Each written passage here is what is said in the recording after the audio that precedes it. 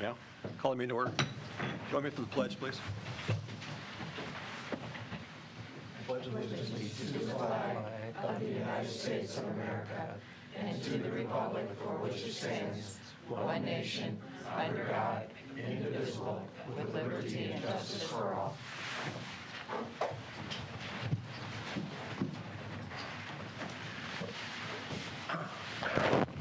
Okay, good evening, everybody. We'll start with a roll call, please. Callahan. Here. Houston. Present. Hannah. Yes. Moore. Here. Versater. Here. O'Laughlin. Yes. Jensen. Here. Next, we move to the approval of the agenda. We're going to remove item 5 from the agenda with regard to the oath. Because the supervisors have not completed their canvassing yet, they'll be doing that tomorrow morning at their meeting. So I'd like a motion to approve the agenda as modified. So moved. Second. A motion and a second. All in favor? Aye. Opposed? Passes 7-0. Next, we move to public comment. Dave, anything back there? Nothing there. Okay, thank you, sir. Next, we move to item 6 on the agenda, which is a motion to accept and approve the consent agenda that approves the following. It's the minutes from our October 23rd, 2023 regular meeting. The El Mazatlan Authentic Mexican Restaurant new Class C retail alcohol license effective September 1, 2023 through August 31, 2024. And the Brick Kitchen new special Class C retail alcohol license effective November 1, 2023 through October 31st, 2024. So moved. Second. I have a motion and a second. All in favor? Aye. Opposed? Passes 7-0. Next, we move to the financials. First, I need a motion to approve the claims for payment. So moved. Second.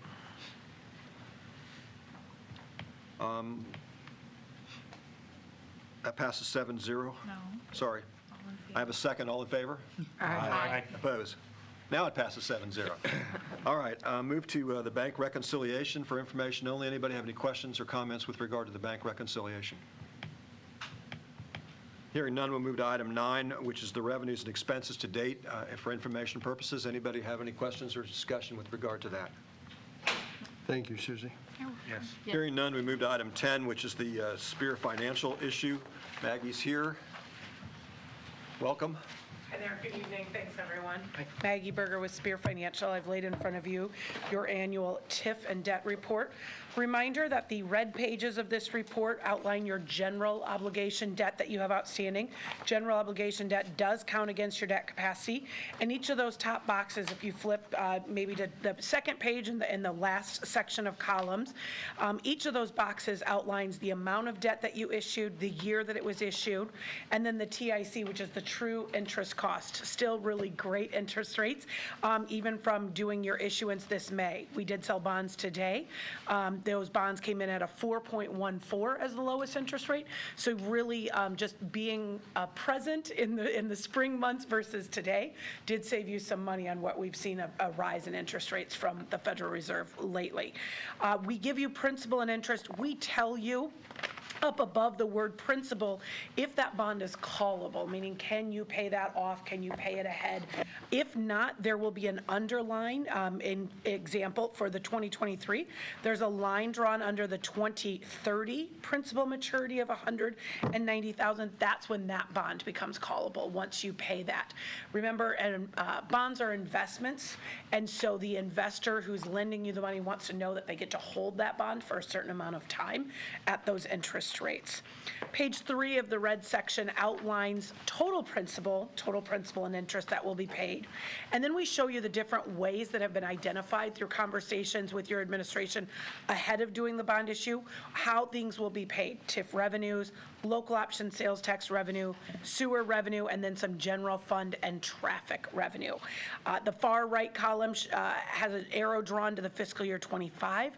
As you start your budget process for fiscal year 25, which seems crazy since we're just starting in fiscal year 24, you will need to levy approximately $1,086,300 in taxes for general obligation debt, aside from all those other funds that are collected. We go into our orange pages, and that is our revenue debt section. So here's where we outline any sewer revenue or water revenue that you have. The city has 2 sewer revenues outstanding, one from 2021, one from 2018, and then you have a small water revenue note outstanding as well.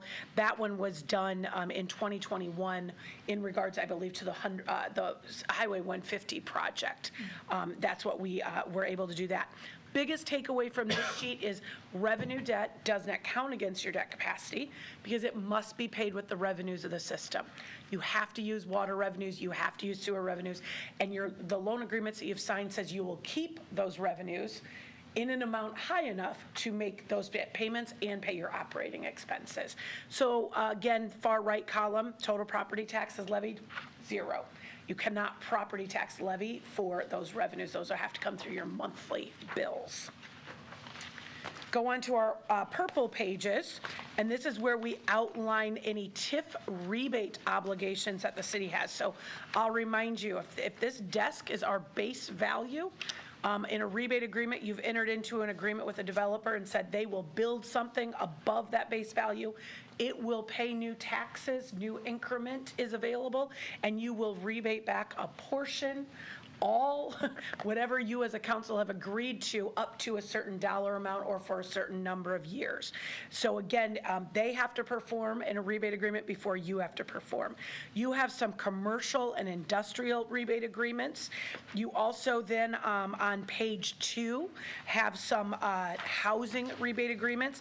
I will remind you that housing requires low to moderate income set aside.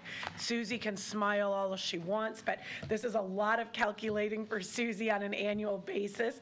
The low to moderate income just means you've entered into an agreement with a developer for housing. They're going to build houses that are going to be sold at today's market rates. That's not low income housing. So in doing that, you must set aside a certain percentage of the tax dollars that you collect so that you can utilize them for low income or low to moderate income projects. Persons in your community in the future as those dollars collect. So we've got, this goes on for about 4 pages. On the last page, we combine all of those. I do want to point out this is our very first year. All of your rebate agreements are annually appropriated. We had a couple of agreements that have now since gone off. In an annual appropriation amount, you only have to count that year's rebate agreement against the total debt capacity. So in this situation for fiscal year 24, the amount of rebates that we have to count against the debt capacity is $321,602.25 on that top line at the end. If you did not have annually appropriated rebates for all of these, we would have to count the bottom number against your debt capacity, which is $2,417,000. So it's very important going forward that we annually appropriate rebate agreements. In that agreement that we state that, so that we only have that smaller amount counting against our debt capacity. Our yellow section outlines any debt that is going to be paid with TIF. So if we've got a general obligation debt and we're going to pay part of it with TIF, this is where we go ahead and do that breakout. And again, these are decisions that are being made prior to you even doing the bond issue, right? We're having conversations with administration saying, here's the project list and here's how we want to repay those portions of that debt. So this goes on for a couple of pages, and then there are also some forgivable loans on page 2. So in some of the rebate agreements, it was a true two-prong where there was a rebate agreement and a forgivable loan piece to that developer so that they could come up with some cash up front. Their increment, their growth is paying those forgivable loans back as long as they collect that, but it gave them some money up front. And then the far right column is where we tell you what you're certifying for rebate agreements. This year it's a little bit more, but again, it is truly based on how much increment there is. So if the rebate agreements are higher in a year than they were last year, that's okay. That just means there was more value created that you're rebating back on. Going on to our green page, this is our debt capacity page, and we look at column number 2 and read straight down because that's fiscal year 24. You have 100% valuation in the City of Independence of $418,702,000. 5% of that is your debt capacity. So that number is $20,935,000. To date, you have $12,400,000 of outstanding general obligation debt, and that includes what you issued in the spring of 2023. You will have rebate agreements of $321,000.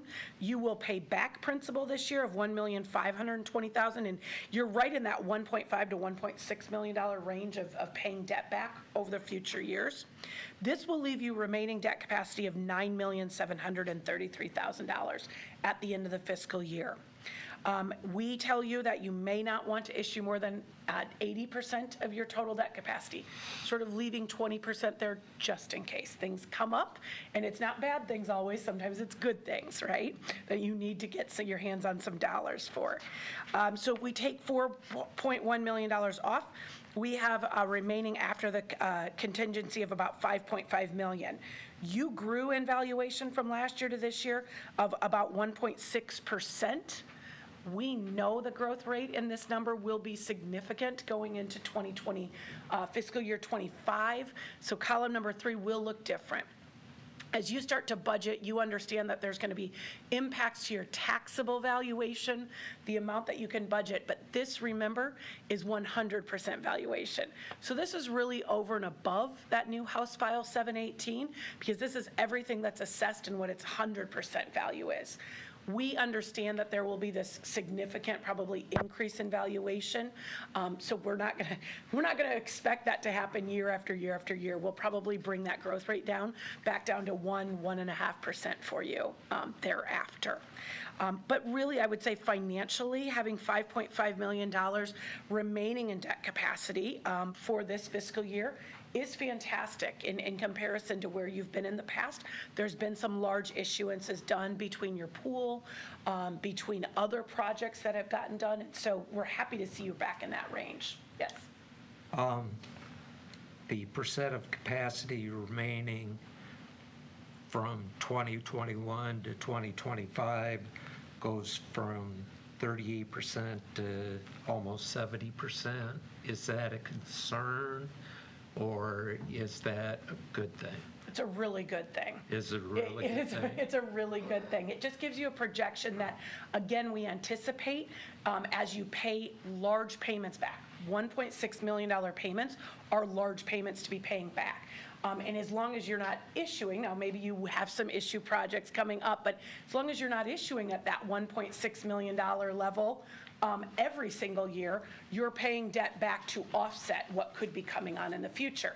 I know that you've got some larger water or sewer projects coming as well. Mm-hmm. Remember, the plan would be to pay that with revenue debt, right? That would be not counting against the debt capacity. It wouldn't even be part of this. It would be on our orange pages, and it would be subject to raising of revenues in that utility system. So I think it's a good thing that your capacity is growing. Again, I think it'll be even a higher number when we come back and visit you. We'll know that number in January, but it will even be a higher number when we come back next year. How are other municipalities our size comparing? Yeah, so are we pretty good compared to them? I would say you are. So we have a couple of cities just your size who are teetering right on that 40 to about 60% mark. So that's right where you're at today. You're right in that same range. And both of those communities have spent money. We'll say this, we've spent money to make money, right? You've gone out and done a bunch of projects which has helped the economic growth. Right. So it takes a little bit to realize that, because if we all know, if you build something today, the first time it's going to show value is in fiscal year 26, and that's a long ways from now. Okay. So sometimes you're outputting and spending money sooner than you're getting those dollars or recognizing those dollars coming back in. And so really, again, you're in that 40 to 60% range, and I really feel like that's a really good place for a city your size who probably has projects coming up in the future, but not any immediate needs right now. Good. Okay? Thank you. Yeah, thank you. That goes on for a couple of pages just so you can see some projections. And then if we go to our TIF report, which is our blue pages, this is the last of our report. We'll, again, looking at column number 24, going back to that example in the rebates, this is anything that's grown in your TIF district in value since the TIF district's inception. So constantly, you're adding areas to the TIF district. Areas could be expiring based on the time of them. So in this example, you have commercial property growth of about $28 million, which is a healthy growth over last year. You're about $8 million of industrial growth, and then you've got residential growth of $40 million. Now, I do want to point out that last year, you had multi-residential growth. So multi-residential has merged with residential this year, so you see that there's this big empty space, and it will go away altogether next year when column 1 disappears here. So we've merged and gone from the 37 million plus the 2.5 million to $40 million of residential property is now what we can call it. In that column 2, $54 million of TIF increment, and you take that times the TIF tax rate of $32, and you come up with about $1,785,000 in TIF receipts. You're using just over $800,000 of receipts, and that's between your rebate agreements, any interfund loans that you have, and any general obligation debt that you're paying back. What that means, those unclaimed TIF dollars, I'm not telling you to go out and get those. That's definitely not what we mean, because every dollar you take does impact your general fund, right? It impacts you by about 1/3 of the amount that you're taking, city, county, and school. What this really is meant to show you is that you're not utilizing all of the TIF dollars that you could be, and you're allowing growth to flow back into not only your budget, but the county's budget and the school district's budget as growth has continued to occur here. A lot of information, short amount of time. Any questions? Thanks. Thank you for having me early. I'm headed to 2 more meetings. Thanks, Maggie. Thank you. Thank you very much. Move to item number 11 on the agenda, which is the potential catalyst grant. Lisa?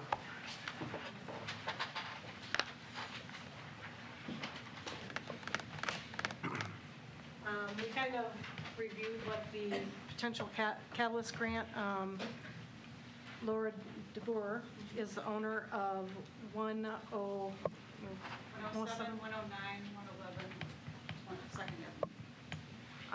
and she is looking at, as I had shared in the past, she's looking at updating, creating a retail area within one of her buildings, and then putting in 2 apartments, either apartments or Airbnb type situations in the upper story.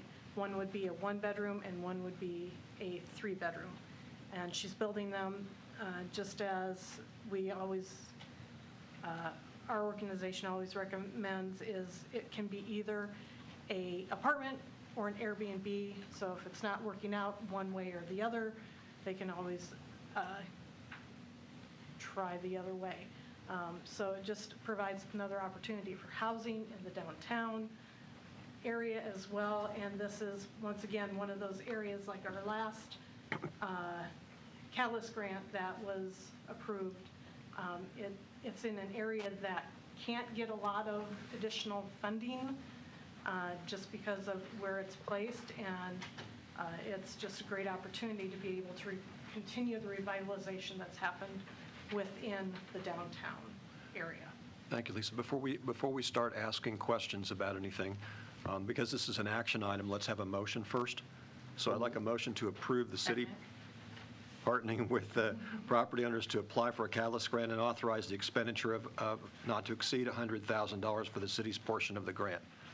So, Second. okay. And I would just, like, on the agenda, it just says 107 Second Avenue Northeast. There are 3 addresses there for, it's one building owner, but I didn't know if that needed clarification. I think we're okay. Couple of questions for you, Lisa. I kind of asked these questions to you last time, but I wanted to just make sure that we followed up on them again. So at this point in time, we're only talking about the apartments or the VRBOs or whatever we're going to call them. We're not talking about any remodeling at all for any of the storefronts downstairs. Is that accurate or not? That's not correct, no. Okay.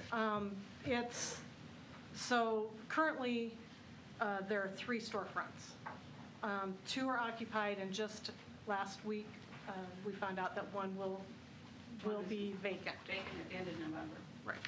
And that particular location, she wants to be able to bring some of that back to the more retail-type storefront, take away some of the brick, have the windows. Some of these properties have their tin ceilings still there. She wants to refurbish that. The information that I provided to the city in the work session last week was not complete, but it was to give you an idea of what the potential budget, and that pretty much was the upstairs. There's still additional funding that is going to go into the downstairs that would be part of that pre-application. So there's more work that needs to be done. It's not completed. But this was just to, she, I feel, did a very good job of trying to get a snapshot of what she wanted to do with that property. Now, Lisa, help us out with one thing. I noticed that the numbers add up to something less than $300,000 currently. Now, it's our understanding that our total match on the behalf of the city would only be up to $100,000. So if this ends up being less than $300,000, we wouldn't have $100,000 that the city would be obligated for. Is that correct? Well, it's going to be with, like I said, that was only a snapshot. It is going to, with what she plans to do, it will be well over that $300,000, I would assume. We can't say that, but that will come for the pre-application. She needs to get all of that information together. And that, as far as getting the quotes, having an idea of exactly how much it's going to cost her. Let's talk about replacing windows on not only on the second floor, but the first floor, replacing doors, all of that. So there's funds that were not included in that initial one that was presented. That was just, like I said, a snapshot.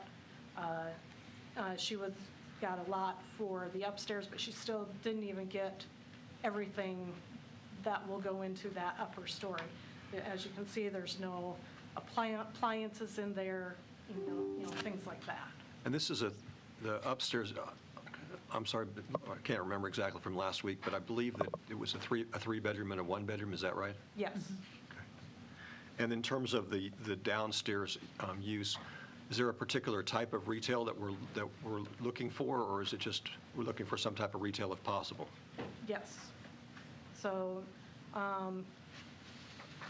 I know since that vacating of that property, that's something that Ms. Boer is going to look at, trying to find a potential retail. If she can't find a retail business for it, she's still going to make it more usable as a retail space rather than an office space.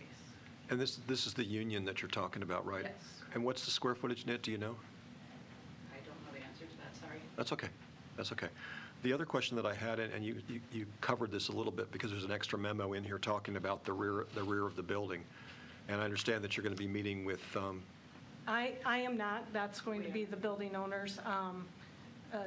I've not been a part of that because I'm not one of the building owners or associated with it. I leave it to the building owners to figure it out on their own. Obviously, one thing, talking with Laura, and this is something that they're going to be working on getting resolved amongst themselves. And obviously, we're not going to be able to, if we haven't gotten this resolved in one way or another, it's going to be difficult to make an application to the state because that isn't going to be an issue that they would probably look at, hoping to see cooperation since the building owners should hopefully be able to work together and resolve this issue, whatever. So Lisa, don't we maybe need to wait until this meeting happens to find out if everybody's on the same page or not? I would Or- agree.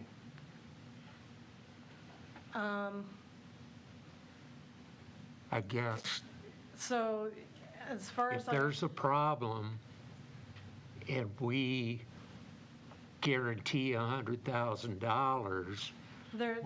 You don't have to put the pre-application in.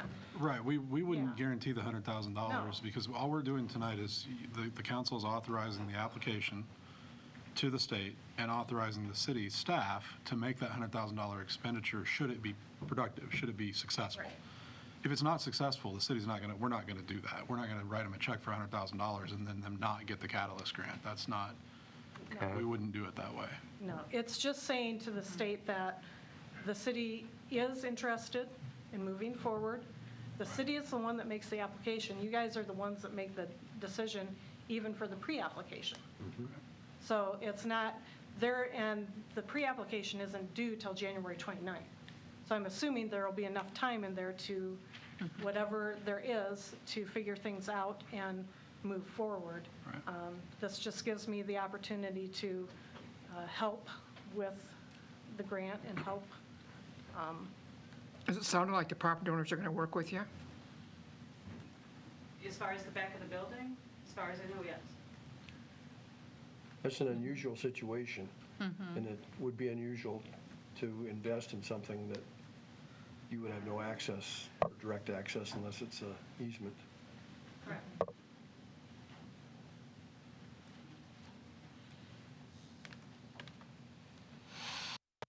Other questions? So just to be clear, the Catalyst grant itself would not cover any of the construction with regard to the rear of the building. That's not part of involved in with? Well, it wouldn't necessarily, but I mean, if it's something that has been agreed upon by both parties and something is in writing, it can be part of help to pay for something that's done in the back. But you can also write it as to where that is taken care of, and then the Catalyst grant moves forward. Do we have any type of a dollar amount that's been discussed in terms of the back, or any type of plan in terms of what needs to be done or what's going to be done, or? Better idea after Wednesday, it looks like. Right. Yeah.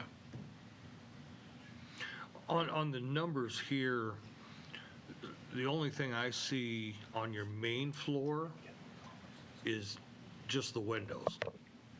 And Windows and the doors. that's not completed. I mean, Right. she has more plans for, but she went through and got, not knowing first floor.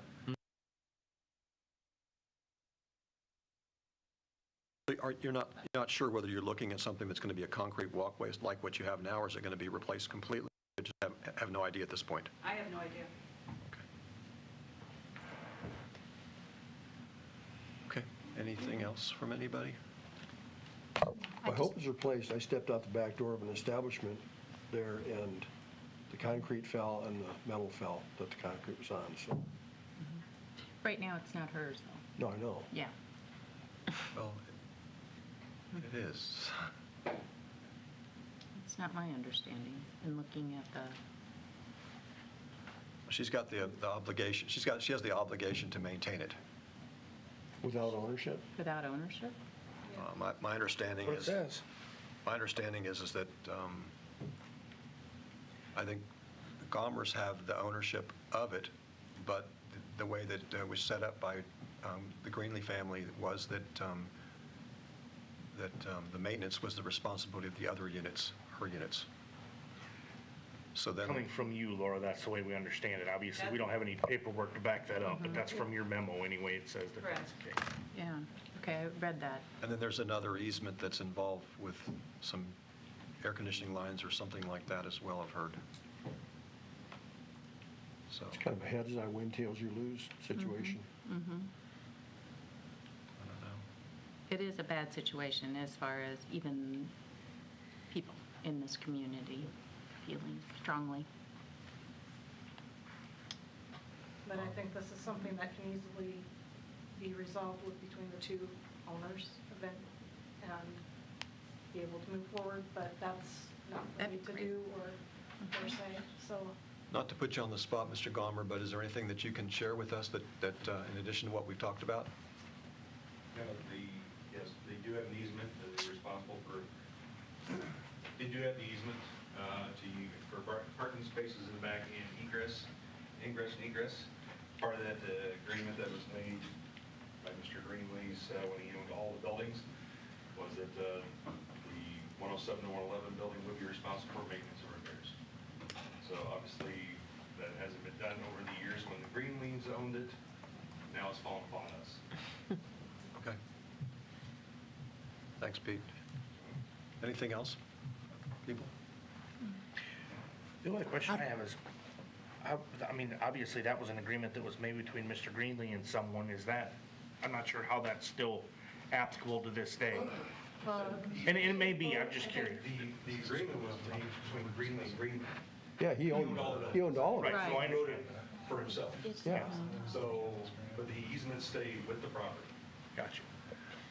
The Okay. easement did, but does the stipulation to maintain it is what I'm curious of. That's part of It the is. That, yeah, that would all be in the deed restrictions and everything, right? Okay. So it's Don't know, very that's what I'm asking. convoluted, the way it's set up, where the Gomers own it, she has easement and maintenance. But maybe there's something that's different completely that can be done with that. The reason I'm asking about the back has more to do with the fact that you've got units upstairs, and I'm wondering about the egress, ingress, egress for them, because they're going to have to come down in this same area that you're talking about now. So if you're going to have the units upstairs as part of the grant, you're going to have some way for them to get to the back or to. That's why we should have this resolved, hopefully by the time any application goes in. Okay, fair enough. Okay, thank you.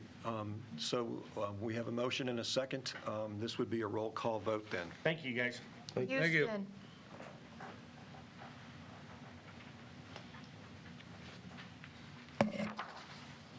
Susie's looking at you for your vote. Susie's looking at you for your vote. No. Hannah, Yes. Moore, Yes. Persauter, Yes. O'Laughlin, Yes. Jensen, Yes. Callahan. Yes. Okay, it passes 6-1. Moving on then to item number 12, which is a Chapter 52 mowing of properties, failure to comply. I need a motion to approve a resolution to assess property owner for Chapter 52 mowing of properties, failure to comply, and authorize the mayor to sign the resolution. So moved. Second. I have a motion and a second. This is for 808 First Street West. The amount is $308.53. Any further discussion with regard to the motion? Hearing none, this is a roll call vote. Hannah, Yes. Moore, Yes. Persauter, Yes. O'Laughlin, Yes. Jensen, Yes. Callahan. Yes. Houston. Yes. Passes 7-0. Moving to item 13 on the agenda, which is the tax increment financing indebtedness certification. I need a motion to approve a resolution that approves the fiscal year 2025 tax increment financing indebtedness certification and to authorize the mayor to sign the resolution. So moved. Second. A motion and a second. This is the Just an standard annual. certification that we have to do every year, but it still has to be approved. So this is any further discussion with regard to it? This authorizes Susie to file it with the county. And I think I wanted to point out, too, that the money that we just talked about for the Catalyst grant is included in this. So we did go ahead and include that so that it was part of the certification. You said it is included. It is. Okay. Further discussion? Hearing none, roll call vote. Moore, Yes. Persauter, Yes. O'Laughlin, Yes. Jensen, Yes. Callahan. Yes. Houston. Yes. Hannah. Yes. Passes 7-0. Next, we move to item number 14, which is a resolution affirming the existence and status of the ILPT. I need a motion to approve a resolution affirming the existence and status of utilities and to authorize the mayor to sign the resolution. So move. Second. Can I have a motion and a second? This comes about as a result of different people asking about, they're dealing with the utility itself. They wanting to know if the utility is a separate entity or whether it's part of the city. And so city attorney on behalf of ILPT and the city manager worked out a resolution and worked out an agreement with regard to this. So that's what this is about. People have questions about it. Any comments about it?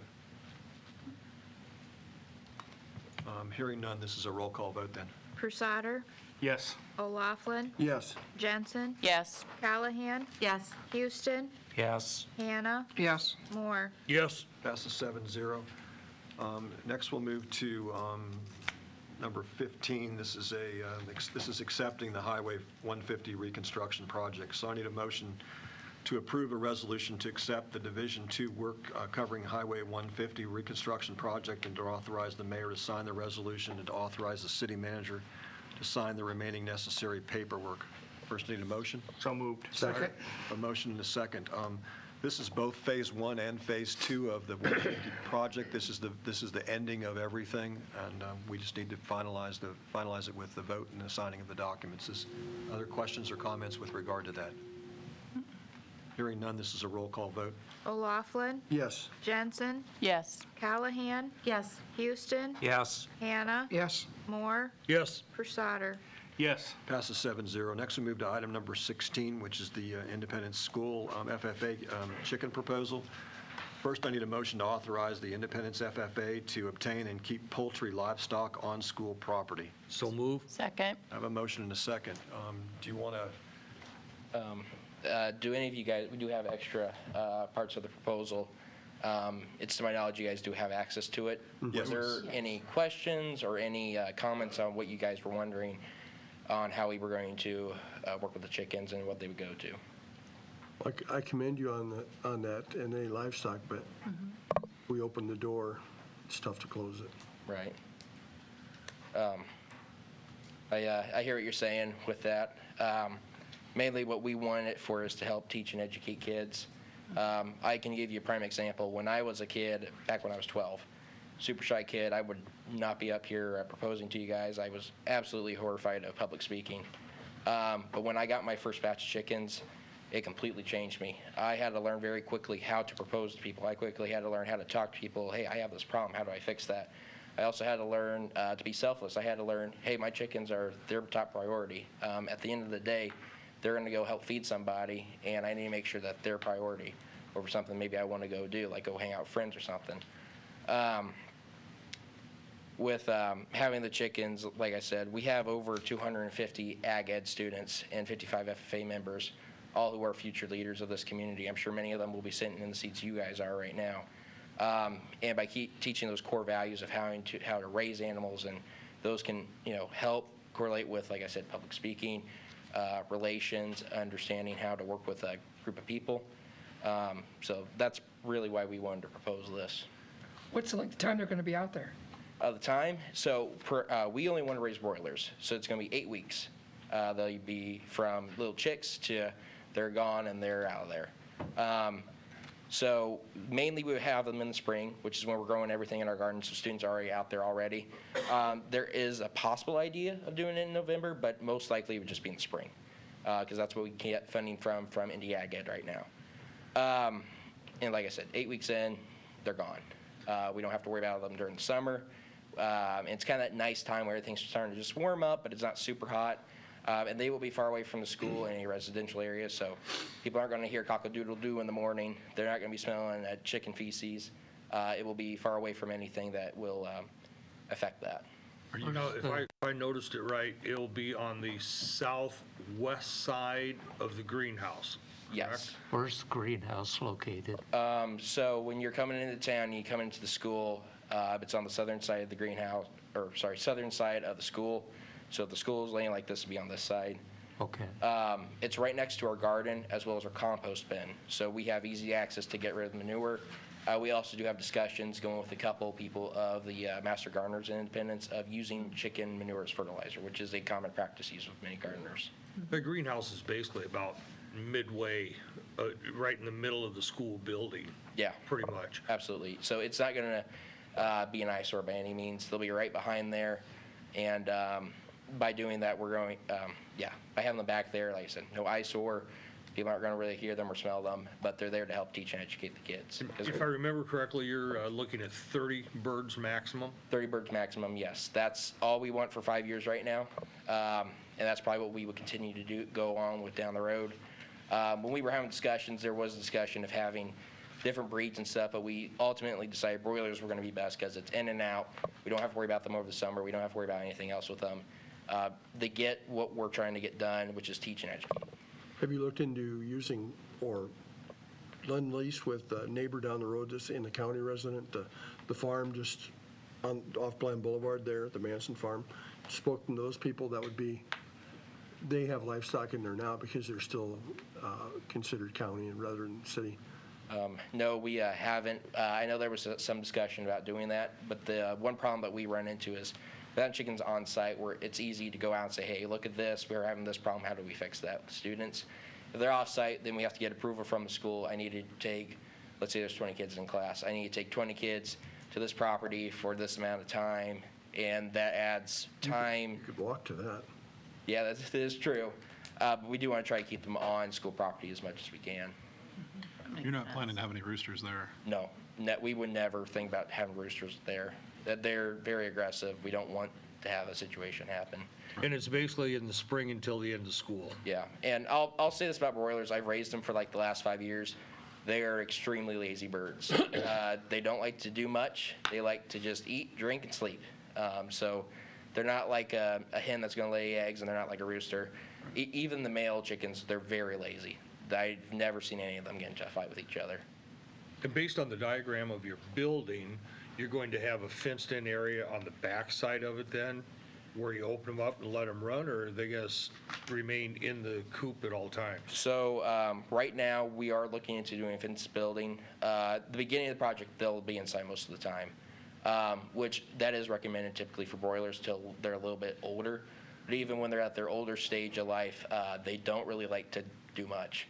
I can give you a prime example on our farm. When we first built our chicken coop, we had an outside run for all the chickens to go, and we can't let them out right away because when they're chicks, they're very, very, they can die very easily from the cold.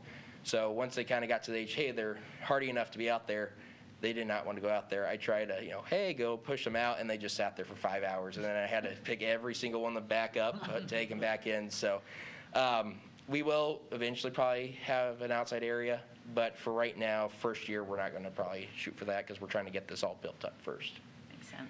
And just for the people that are listening, the majority of the council has been against residents having chickens and stuff for personal egg use and everything.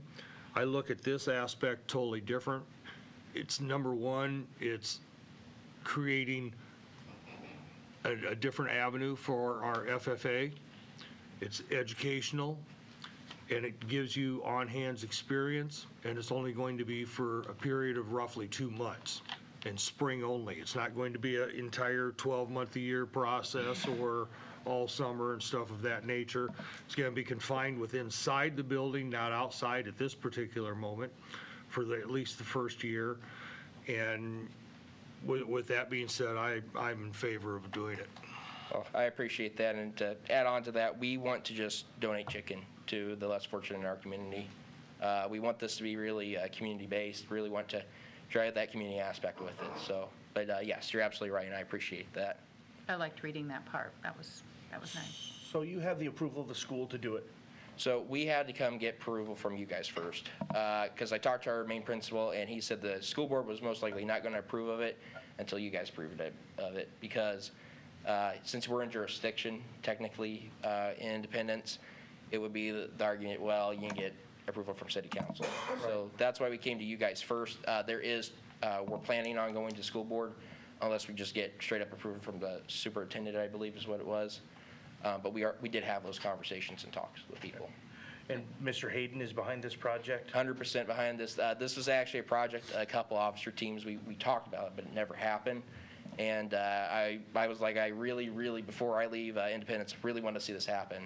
So yes, he's 100% behind it. I have had people offer to donate to us, but if that never happened, we can 100% support this project and keep it going for a long time. Can't you guys get the boilers free from extension, don't you? So that program, unfortunately, they would be raised during the summertime. We're just going to pay for them straight from Hoover's Hatchery. And the nice thing about broilers is they're super cheap and it's very minimal cost compared to what other animals you could raise. This is due to their short lifespan. They eat, they pack on the pounds really, really fast. Then that's partially why they only live about 8 weeks and then they're done. So that's why we decided to go with chickens. But to answer your question, yes, or we can't technically go get them for free, but we do have the funds. We did all the calculations. We have the funds to support. Questions, discussion? Are you committed to no more than 30 per year? We are 100% committed to no more than 30 a year. We, like I said, we want to keep this, want to give our students a good idea what it's like to manage a herd. And chickens do a really good job of that, especially broilers, because you have a problem, oh shoot, I have a problem, what do I need to fix that, what do I need to look at? That's really where we want to keep it at. We don't want to do 100, we don't want to do 50. 30 is a nice, small number, but it's effective enough to teach those very important lessons of animal management and animal health. I agree. And I like the idea. I just don't want you to, if it's succeeding well, okay, now should we double it? You know, I don't want to get into that. I hope you guys will stay with 30 and, you know, learn well from that. Yeah, and I know these gentlemen back here, that's mainly, it's just we want to stick with 30 head. I don't know of any ideas to particularly extend it or anything like that, but we want to just stick with 30 head and do that. Okay. Further discussion? Thank you very much. Thank you, guys. Thank you. Okay, Nice well, presentation. Thank you. Thank you. Good presentation. Could we amend this and putting in the words with a maximum of only 30 birds? The motion? Yes. with You the can, you need to proposal rescind it. itself, doesn't the proposal itself say the 30? The proposal does say 30 birds. That's right, it does. Yeah, the proposal under what we were seeking says we are asking the Independent City Council to approve the Independence FFA poultry production project for the next 5 years. The project will consist of 30 broilers raised from early April to late May, possibly in September to November if additional funding is acquired. Chickens will be raised near the Independence FFA Ag Ed garden right behind the greenhouse. Mature chickens will be taken to the Martins Yeah, Martin's. Farm Poultry Processing Facility, a USDA certified poultry processing facility in Green, Iowa, to be processed, then donated to the Independent City Food Pantry to help those who are less fortunate in our community. So the So it's in the proposal. So the that- motion is to approve that proposal. Right, right. Yeah, so next 5 years, that's all we're planning on doing. I mean, that was the big part, is trying to really strengthen this part of the ag ed, because we have the garden, and our students are in plant science, horticulture. They have a real strong idea how to do that with the plants, but we don't have a good way to really show the animal aspect of it. So that's really what we were trying to shoot for. Right. I like it. From a legal standpoint, Mr. Mayor, does this open us up to proposals from the community to, Well, the community can always make a proposal of any kind. I mean,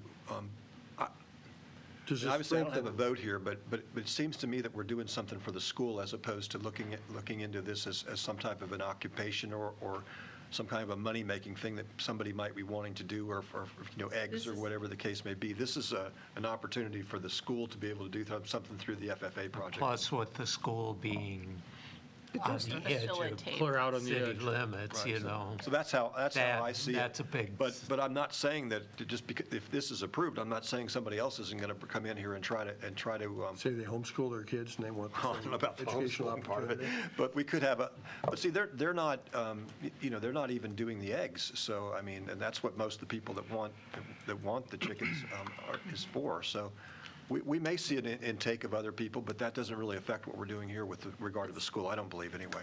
It's like a lot of the things we do. We can look at it on a basis of whether this is a good idea or not. I think this is a really good idea. I don't think this is something Todd's going to have to go out and Deal with. deal with. I don't either. We And got that's where the issue is in town, one of the big issues. Oh, we should send them out there, just, Yeah, if you guys want to come out and look at it, we are more than happy for you to come out and see I it. think if there's an issue, the school is going to deal with it because they're not going to put up with stink and stench. Yeah. No, I think I that's mean- probably true. I do appreciate that, though, that we can come out and take a look at it. no, I think See it's what a the great school's up to. idea. Thank you for the offer, Yeah, thank you guys. if it goes through. All right, so if there's no further discussion, we'll move to a Good roll luck. call vote then. Okay? Jensen, Yes. Callahan. Yes. Houston. Yes, Hannah, Yes, Moore, Yes. Pursader, Yes. O'Laughlin. No. Passes 6-1 then. Thank you.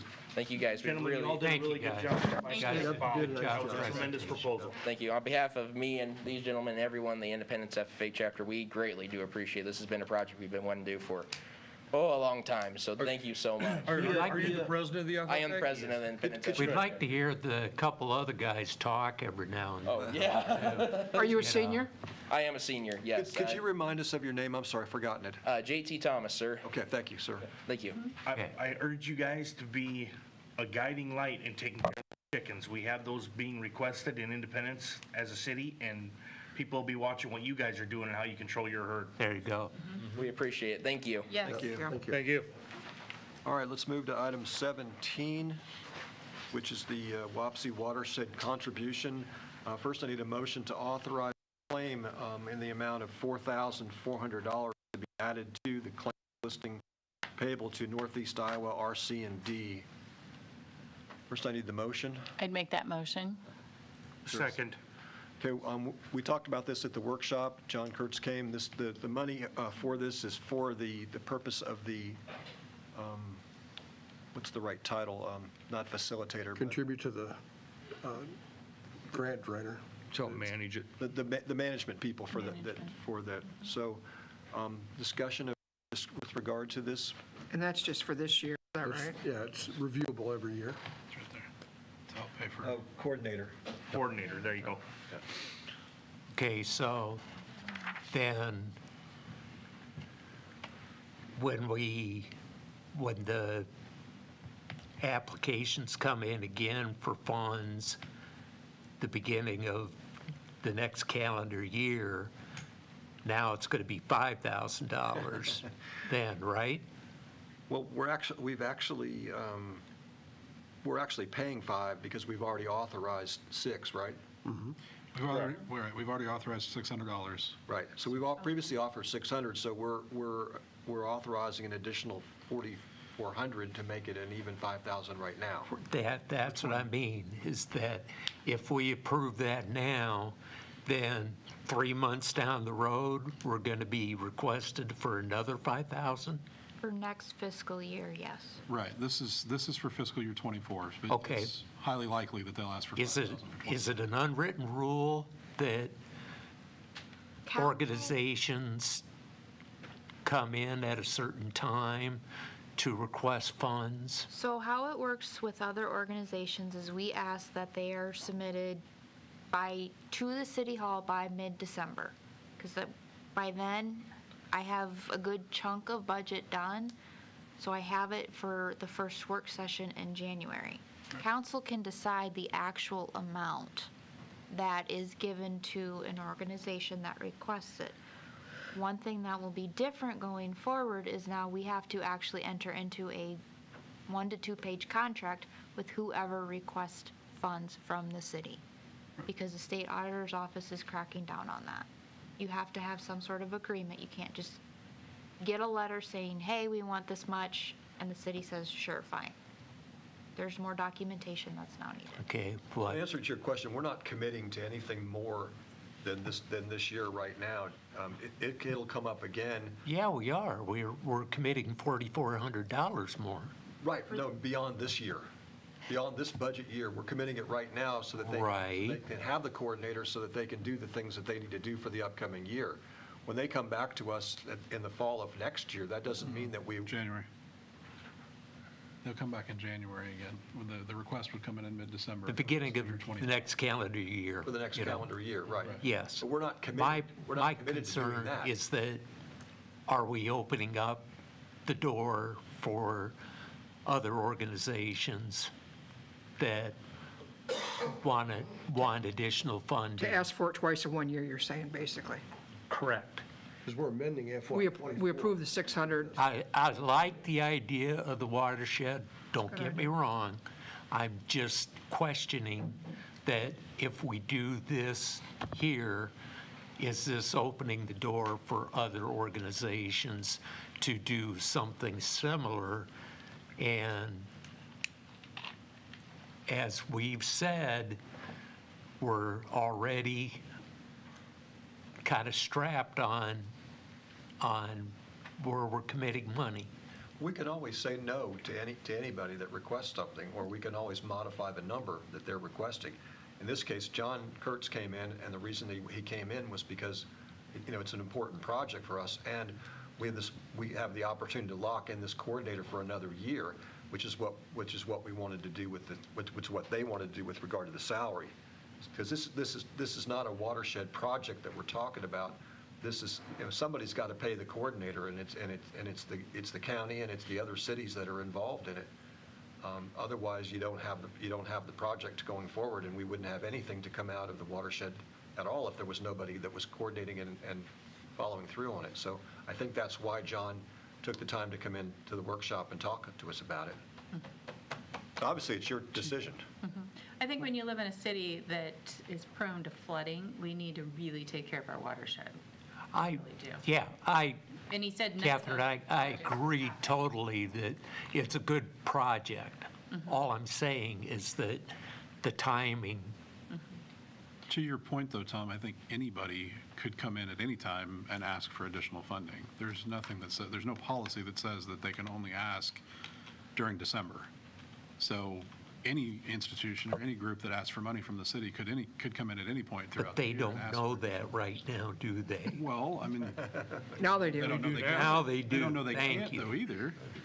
Because, Tom, you brought it to their attention. No, I did not. Just a little bit. I'm just saying Just a little bit. that You just brought it right up to their attention, Tom. Now they know. No, they could say those other entities that we've gave money to, say, hey, well, the watershed got more money, let's go and ask for more money. Yeah. I mean, he has a good point. And the council could also change the policy moving forward after this or whenever and say, we will not accept those requests only during a certain period of the year. Or we could say that right now and not do it. Or we can amend the amount of money we give them instead of 4,400, we could say. I mean, they should have known earlier if they wanted this guy. The watershed, I believe, is a very main thing, and very important to Independence. yes, My only question is, they came in, originally it was 600, well, now they're looking at 5,000 total, 4,400 more. That's what you said. And to my understanding, and correct me if I'm wrong, wasn't the coordinator a part-time position for a total of around 18,000 a year? It is. Okay, so if we do a total of 5,000, why are we contributing with all of the communities just shy of 1/6 of the wage? Because, I can't remember, did you leave were you here for all the workshop when John was here? or not? I was here when Okay. John was here. Yeah, because what John was trying to say about it was that, independence, and the, our river here is the major part of the entire process. So all the other communities that are around it, they may have some areas that are on the river itself, but the river runs through us, and it's very important and part of our lives, and that's why they were asking for more from us, because of it. It's a greater issue for us than it is for some of the other communities, and that's my understanding of why John came forward to do that. I think if you looked on the map, they were kind of like on the tributaries more so than the main part like we are. Yeah, So I think theirs is tributaries going different. into it. Not that they can't get flooded also, but I think that the main thoroughfare comes through us. And there's And I correct that, it's not 1/6, it's just shy of 1/4 of it. Because 20,000 would be A quarter. the other,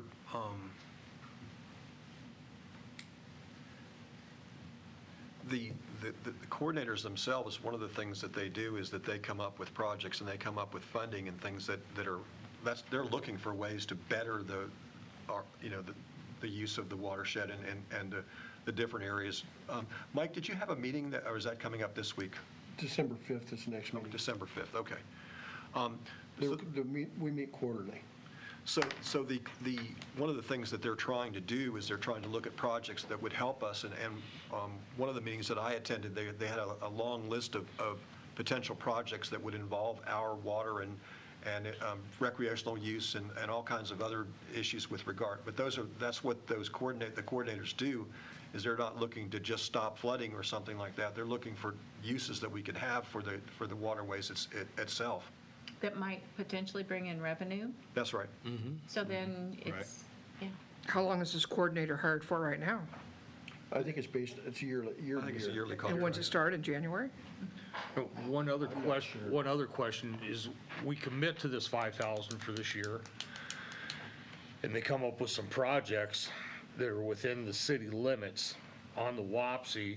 Are we going to be asked to help contribute towards those projects on top of that then? Well, they're not going to, Because this money's basically designed for the yeah, no, coordinator. We haven't been asked for those. You've never been asked for that in the past? No, the reason they hire a coordinator is to find grants or other funding sources. Okay. Pheasants Forever, Ducks Unlimited, things. There's a lot of groups that will contribute to it because it Okay. keeps there what they do. Not knowing what's been done in the past, that's why I asked that question. see, when we don't. Oh, Ralph, they wouldn't come in and ask for another 4,400, for instance. You know, they wouldn't do that. Huh? Am I being snarky? There is a list. Can we put the sarcasm quotes up there so we understand when you? There is a list within the packet on page 139 and It has a 140. list somewhere. There's a list of tasks, of 9 different tasks that this coordinator does related to this. So what's your opinion on it? I don't vote. But you have an opinion. I do, but I don't vote, so my opinion doesn't matter. For us to hear it. I call for the question then. I think the timing stinks. Okay, folks, if there's no further discussion, we'll have a roll call vote then. Callahan, Yes. Houston, No, Hannah, After you brought that up, Tom, but yes. Moore, Yes. Persauter, Yes. O'Laughlin, Yes. Jensen. Yes. Passes 6-1. Next, we move to item number 18, which is the authorization to order the actual dump truck itself. So moved. Second. Second. I have a motion and a second. As you recall from our discussion about this, we're not purchasing it at this time, but if we don't put the order in now, we won't have, the truck won't be ready for the 2-year time, within the time period, and we do have the money set aside for this project, so. Does it also lock in the price at that time? All right. That's, Price is I know already, the price price is already locked in, okay. And So- if my memory serves, I think the total price was $157,000 and some change. Okay. Okay. Further discussion with regard to this? Hearing none, that's a roll call vote then. I'm finishing my note. Houston, Yes. Hannah, Yes. Moore, Yes. Persauter, Yes. O'Laughlin, Yes. Jensen, Yes. Callahan. Yes. Okay, we'll move to item number 19, which is a change order for the Independence Facade Project Phase 1. I need a motion to approve a change order number 16 for the Independence Facade Phase 1 project with no change to the contract amount and to authorize the city manager to sign the change order. So moved. Second. Okay, this particular change order is 205 First Street East, and it's to remove 8 brackets. 10, I think it was 10 welding brackets. 10 brackets. But, okay, so that's what this particular one is about, and because you're dealing with monies that have previously been set aside, there isn't an actual change that it increases or decreases the amount involving the city itself. Sure. So, questions, further discussion with regard to that? Hearing none, we'll have a roll call vote on that. Brad, the only question I have Sure. is when you have an awning on a building, you know that awning's attached there somehow. These were hidden behind, the way the awning was constructed, these brackets were hidden behind some other things. They were not readily visible. Oh, okay, so they That's were why- actually behind yes, the yeah. wall itself? Right. Okay, Yeah. because I couldn't figure out how you would know Yeah, it's I had there. the same thought when I initially found out about this, but yeah, Okay, they were that hidden makes- behind that other makes stuff. sense And during their review, when they were planning, they didn't see them, they couldn't see them. Okay. So. Okay, so roll call vote then. Hannah, Yes. Moore. Yes. Persauter. Yes. O'Laughlin, Yes. Jensen, Yes. Callahan. Yes. Houston. yes, Passes 7-0. Next, we move to item number 20, which is a change order number 17.1. Motion to approve a change order 17.1 for the Independence Facade Phase 1 project with no change to the contract amount and to authorize the city manager to sign the change order. So moved. Second. A motion is second. This is 203 First Street East, and this is the aluminum transit windows, and this this particular one is half. There's another one that's another half for the building that's next door because they share that transom window itself. And again, go ahead. That's right. This is the transom window that's in between 203 and 205 that's used for access to the upstairs. And this change order applies to the half that is 4203 First Street East. There's another 17.2. The next one applies to the other side.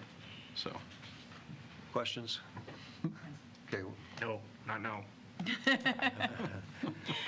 That was very clear. roll call vote then. Moore, Yes. Persauer, Yes. O'Laughlin. Yes. Jensen. Yes. Callahan. Yes. Houston. Yes. Hannah. Yes. Passes 7-0. Next, we move to item number 21, which is the 17.2. Exact same motion, except this is for the change order number 17.2. Do I have that motion then? Yes.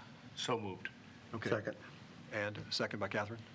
I have Okay. Kathy Okay. moved and Either way. Sauter seconded. So this is the 205. It's the exact same window that we're talking about. It's just their share of it. Again, it's no cost to us. Right. Further discussion with regard to that? Hearing none. Roll call vote, please. Persauter, Yes. O'Laughlin. Yes. Jensen. Yes. Callahan. Yes. Houston. Yes. Hannah. Yes. Moore. Yes. Passes 7-0. Next, we move to item number 22. This is change order number 18. So I need a motion to approve change order number 18 for the Independence Facade Phase 1 project with an increase to the contract amount in the amount of $31.50, and authorize the city manager to sign the change order. So moved. Second. This is 205 First Street East, and they're the two lower treads on the stair itself is what we're replacing for the $31.50. Well, the share of it. it's $467, but $31.50 was what was over the contingency. Exactly. Thank you. Further discussion? Hearing none, move to roll call vote. O'Laughlin. Yes. Jensen. Yes. Callahan. Yes. Houston. Yes. Hannah. Yes. Moore. Yes. Persauter. Yes. Passes 7-0. Next, we move to the council member reports. Start with Catherine. The only thing I had on my notes was the city-county school board meeting on Tuesday, the 21st at the library. And does that start at 5 o'clock? Am I correct? That's what I have in my notes. I believe so. Okay. This is November 21st. Yes. Yes, at 5 o'clock. That's on a Yes. Tuesday. Week from tomorrow. We're planning on you being there, Brad. Really? Okay. I might show up then. Anything else? No, that's all I had. Oh, good. Other than congratulations to those who won in the election. I think that's fantastic. And is it at the library? Yeah. Yes. Okay. It'll be in the community room there at the Okay. library. Yeah. Okay, Mike? Nothing. Brian? No, sir. Ralph? Nothing. I just heard Susan say something about the work sessions. Are you going to be getting that out coming up in December to kind of know our dates on all that stuff? You always give us that paper that, Talking about Oh, the for budget calendar? 2024 meetings? Yeah. Yep, yeah, I have it on for the December 4th work That's session. probably getting And then us. approve the first meeting. all right, thank you. Tom? Nope. Jen? None. Matt? Nothing to report, Mayor. I have nothing either. What? Dave, you've got something? No, thank you, Mayor. Okay, is that it? Oh, Blake is here somewhere? Oh, I can't, I can't, he's hiding. Blake, did you have something? Okay, I make a motion to adjourn. okay, do I have a second? I'd second that. All in favor? Aye. Opposed? We're adjourned.